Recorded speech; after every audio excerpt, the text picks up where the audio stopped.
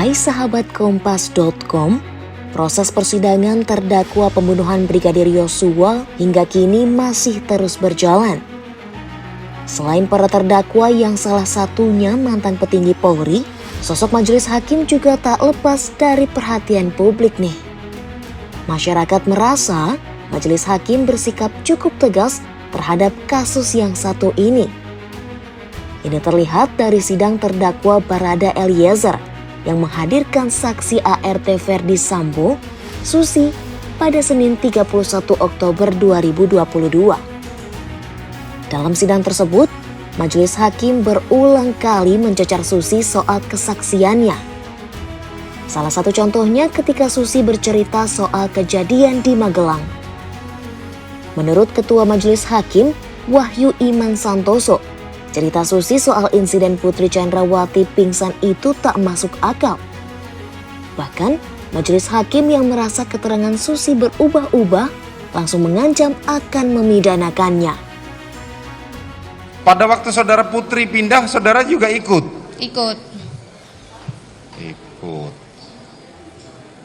Kenapa saudara Putri pindah? Saya tidak tahu itu. Tidak tahu? Tidak tahu. Tidak tahu atau tidak mau tahu? Tidak tahu. Setelah saudara Putri pindah ke Saguling, apakah saudara Ferdi Sambo juga ikut pindah ke Saguling atau tetap di Jalan Bangka? Pindah ikut ke Saguling.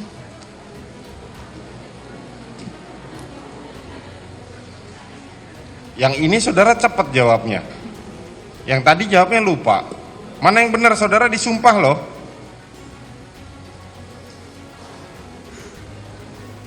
Apakah saudara Ferdi Sambo ikut pindah ke Saguling?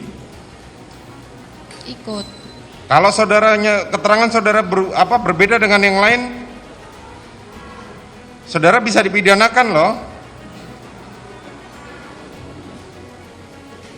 Pikirkan dulu, jangan jawab cepet-cepet. Saya nggak nanya langsung buru-buru jawab.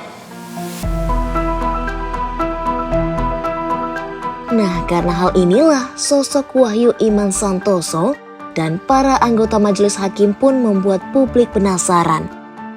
Bagaimana rekam jejak mereka? Jadi, selain bertindak sebagai ketua majelis hakim di sidang kasus pembunuhan Brigadir Yosua, Wahyu Iman Santoso ini secara struktural menjabat sebagai Wakil Pengadilan Negeri Jakarta Selatan.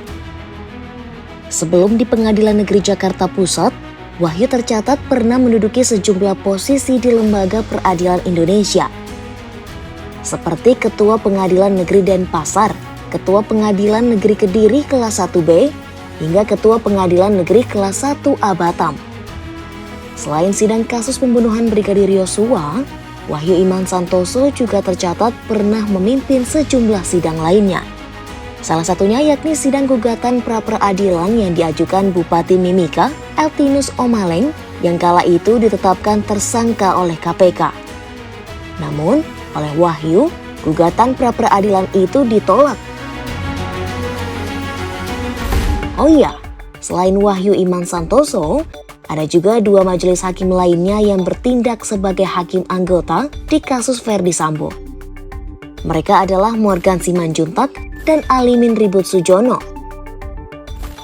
Sama seperti Wahyu, Morgan dan Alimin ini juga memiliki rekam jejak yang cukup panjang di Lembaga Peradilan Indonesia.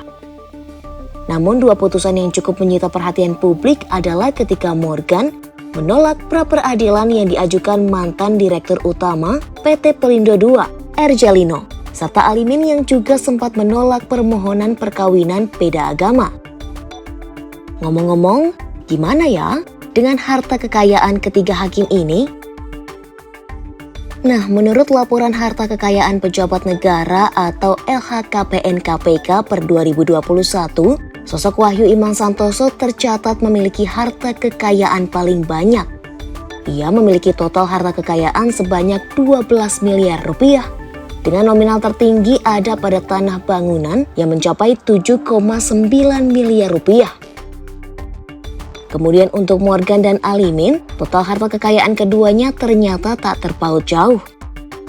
Harta kekayaan Morgan mencapai 3,9 miliar rupiah dengan nominal tertinggi ada pada tanah dan bangunan.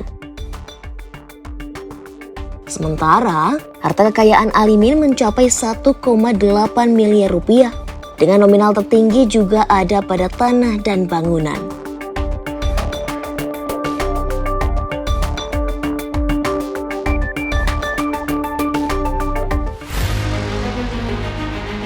Itu dia ulasan soal profil 3 hakim yang memimpin sidang Sambo CS. Sekian video kali ini, simak informasi menarik lainnya di Oh Begitu Kompas.com, jernih melihat dunia.